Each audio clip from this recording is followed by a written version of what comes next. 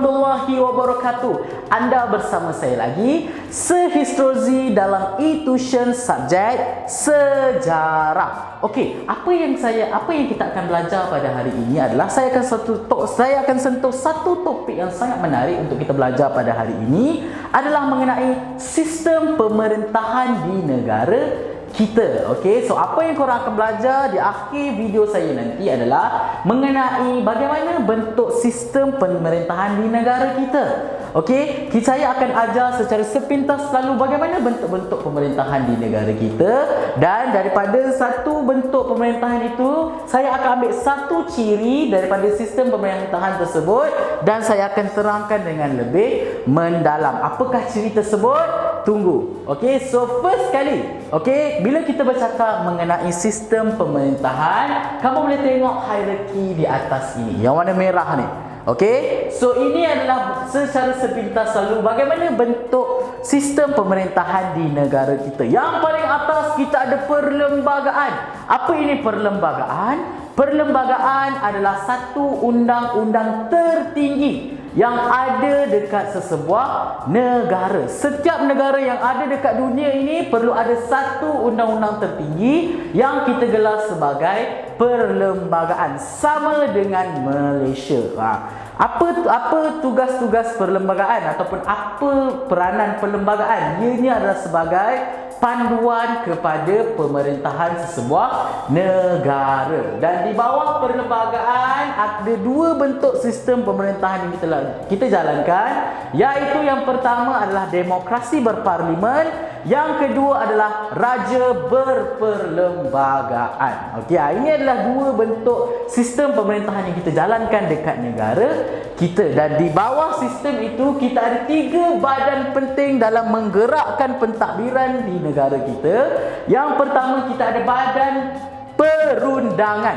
Apa ini badan perundangan? Badan perundangan adalah satu badan yang bertanggungjawab mewujudkan ataupun menggubal undang-undang yang ada di dalam negara kita. Akta-akta, enactment itu semua di bawah bidang tugas badan perundangan.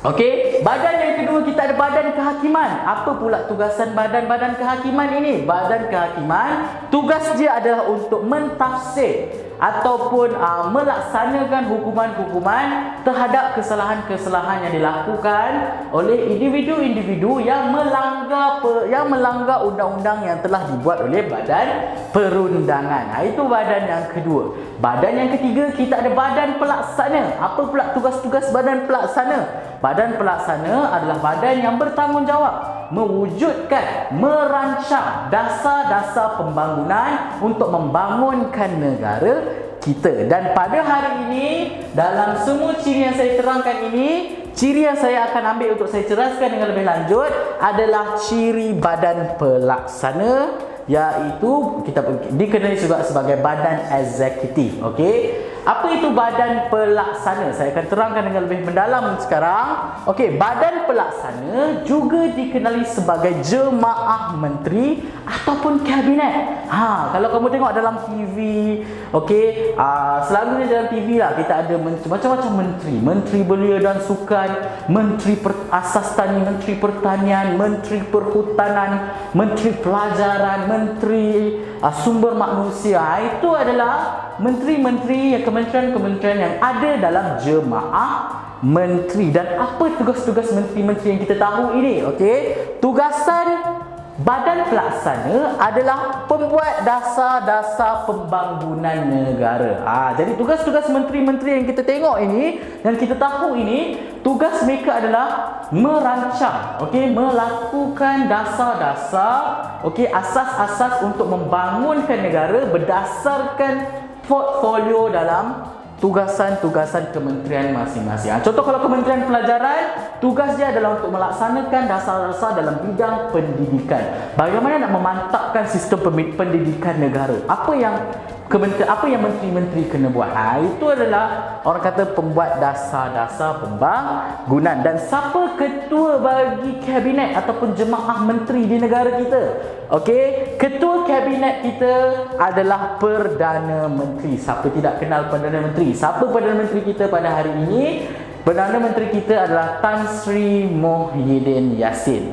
Okey, itu adalah Perdana Menteri dan beliau adalah individu yang bertanggungjawab menjadi ketua jemaah menteri. Menteri-menteri yang kamu tengok, kementerian-kementerian yang ada dekat Malaysia ni, ketua dia adalah Perdana Menteri. Dan kabinet dibahagikan kepada beberapa kementerian. Ini saya cakapkan tadi. Okey, kita ada lebih kurang berbelas-belas kementerian. Kementerian Pelajaran, Kementerian Pertanian, Kementerian Perlombongan, Kementerian Sumber Manusia, Kementerian Wanita dan Keluarga, Kementerian Ekonomi dan sebagainya. Dan setiap kementerian-kementerian ini mereka mempunyai tugas-tugas atau portfolio yang special untuk yang berkaitan dengan tugas-tugas dalam kementerian tersebut. Okey, dan di bawah badan pelaksana ataupun kita bagi kabinet ini dibahagikan kepada beberapa lapisan ataupun hierarki peringkat pelaksana. Okey, sekarang kita tengok bagaimana hierarki badan pelaksana ini. Yang paling atas adalah kabinet. Menteri-menteri yang kita tahu itu Menteri Asas Tani, Menteri Besukan. Ini kita gelar sebagai kabinet. Okey, dan di bawah kabinet kita ada Jabatan Perdana Menteri. Apa ini Jabatan Perdana Menteri? Ianya merupakan satu jabatan khas, okey, yang dianggotai oleh menteri-menteri yang mempunyai tugas-tugas khas. Apa ini tugas-tugas khas di Jabatan Perdana Menteri? Tugasnya adalah untuk membantu Perdana Menteri menjalankan tugas-tugasnya. Okey, sebab apa? Sebab berbanding dengan kementerian-kementerian lain, Perdana Menteri mempunyai tugas yang lebih besar dan lebih banyak berbanding kementerian-kementerian yang ada di negara kita. Jadi Perdana Menteri memerlukan satu jabatan khas, iaitu Jabatan Perdana Menteri, untuk menteri-menteri yang ada di bawah beliau membantu beliau melaksanakan tugasan-tugasan beliau. Okey, dan di bawah Perdana Menteri, di bawah Jabatan Perdana Menteri, kita ada kementerian. Kementerian-kementerian inilah yang saya cakapkan sebelum ini. Ada Kementerian Pertanian yang bertanggungjawab dalam melaksanakan dasar-dasar dalam bidang pertanian. Kita ada Kementerian Pelajaran atau Kementerian Pendidikan yang bertanggungjawab melaksanakan dasar-dasar dalam bidang pendidikan. Contohnya dalam Kementerian Pendidikan. Macam apa tugas-tugas contoh Kementerian Pendidikan? Okey, tugas dia dalam membuat silibus. Okey, apa yang kamu belajar dekat silibus yang kamu belajar dekat sekolah. Okey, apa silibus yang kamu belajar? Kalau matematik, apa yang kamu akan belajar? Kalau sejarah, apa bab-bab yang kamu akan belajar? Itu semua ditetapkan oleh Kementerian Pelajaran. Kementerian yang tetapkan UPSR buat tahun bila, PT3 tahun bila, SPM tahun bila. Itu semua tugas-tugas Kementerian Pelajaran. Okey, dan di bawah kementerian kita ada satu jabatan, okey, yang bertanggungjawab untuk membantu kementerian dalam melaksanakan tugasan-tugasan kementerian tersebut. Dan juga kita ada badan berkanun. Okey, contoh, saya bagi contoh satu kementerian. Okey, saya bagi contoh, kita ada Kementerian Pelajaran. Okey, saya ambil pelajaran sebab dia dekat dengan kamu sebagai kamu seorang pelajar, saya seorang pengajar. Kita ambil Kementerian Pelajaran. Okey, Kementerian Pelajaran, okey, di bawah dia ada jabatan pelajaran. Jabatan pelajaran dia ada tugas-tugas khas untuk membantu Kementerian Pelajaran. Dan di samping jabatan-jabatan di bawah Kementerian Pendidikan atau Kementerian Pelajaran, kita ada badan berkanun. Okey, badan berkanun ini adalah satu badan khas. Okey, ianya digelar sebagai badan separuh kerajaan. Nanti saya akan terangkan. Okey, dan di antara jabatan Perdana Menteri dengan kementerian kita ada Suruhanjaya.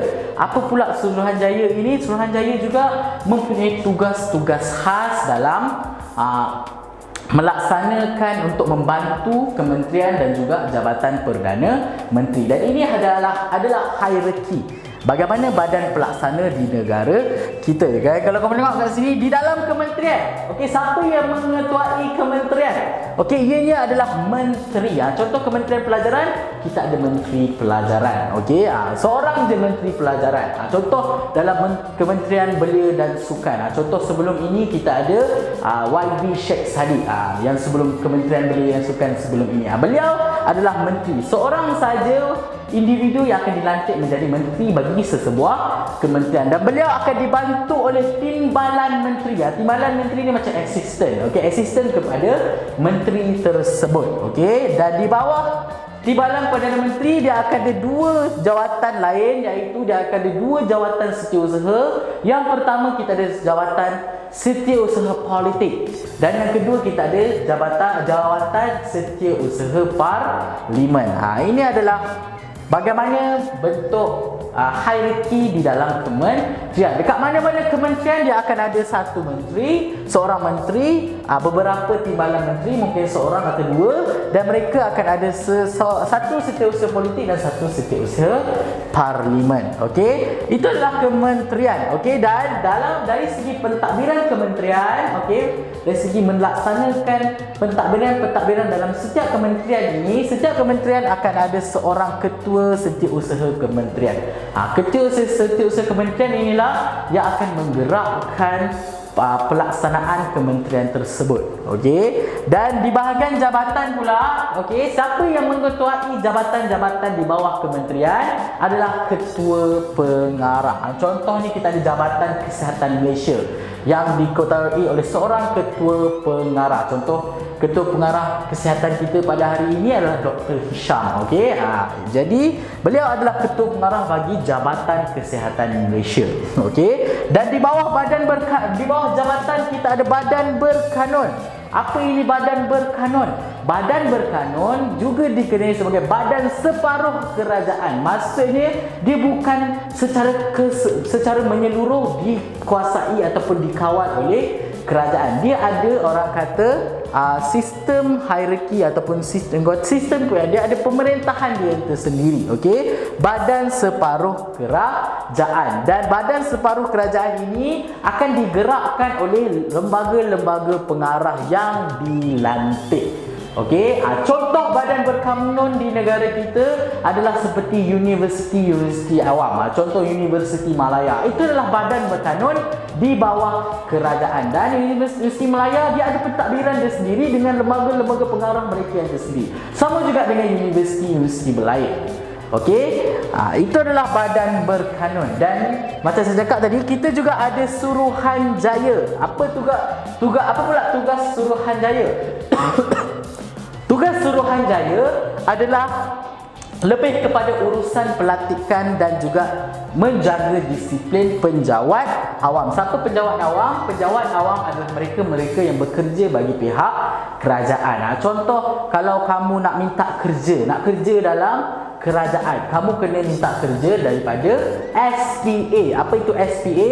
Suruhanjaya Perkhidmatan Awam. Contoh, kalau itu adalah segi pelantikan dalam kita nak ambil bekerja dalam pihak kerajaan.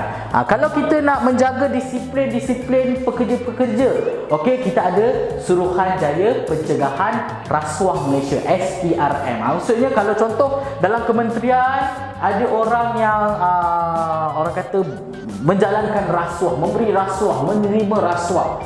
Jadi tugas-tugas Suruhanjaya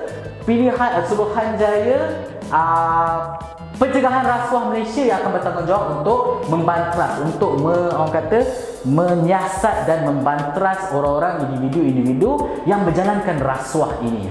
Okey. Dan kita ada beberapa Suruhanjaya yang lain. Contoh, kita ada Suruhanjaya Pilihan Raya. Tugasnya khas untuk melaksanakan pilihan-pilihan raya setiap 5 tahun dan sebagainya. Okey, dan itu adalah serba sedikit mengenai badan pelaksana di negara kita. Okey, dan di setiap kementerian dia akan ada beberapa jabatan, akan ada beberapa badan berkanun dan juga Suruhanjaya. Okey, tak kira apa-apa kementerian, mereka akan ada beberapa jabatan-jabatan ataupun badan-badan berkanun yang kecil untuk membantu kementerian tersebut melaksanakan visi mereka dalam melaksanakan dasar-dasar pembangunan yang berkaitan dengan kementerian tersebut. Okey. So, itu saja untuk hari ini. Okey. So, saya harap saya dapat terangkan kepada kamu mengenai yang pertama, bagaimana bentuk sistem pemerintahan Malaysia secara sepintas lalu, dan bagaimana saya terangkan secara lebih mendalam satu ciri dalam sistem pelaksanaan sistem pemerintahan negara kita, iaitu badan pelaksana, dengan lebih mendalam. Okey, sampai di situ saja. Kita jumpa lagi dalam video-video yang akan datang. Jangan lupa saya Sehistrozi dalam e-tuition subjek sejarah. Okey, bye.